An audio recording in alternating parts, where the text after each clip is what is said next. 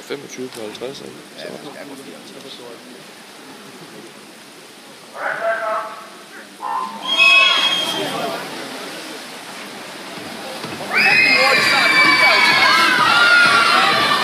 Det er spændende det her.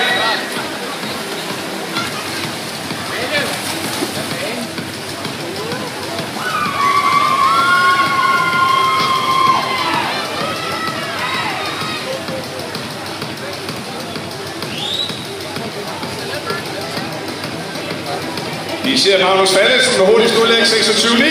Start for Giuliano Grillo fra hovedstaden i 7-7-0. Vi ser også favoritten inde på bane 4, det er Frederik Dalhøj Paulsen.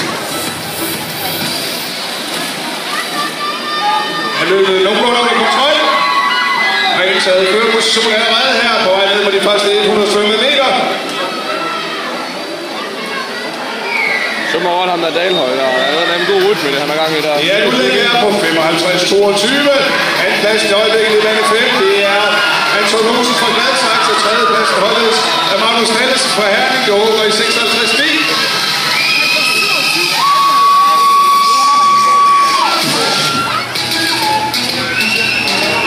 Helt i front, det er fortsat Frederik Dalhøj Paulsen fra Virkerød.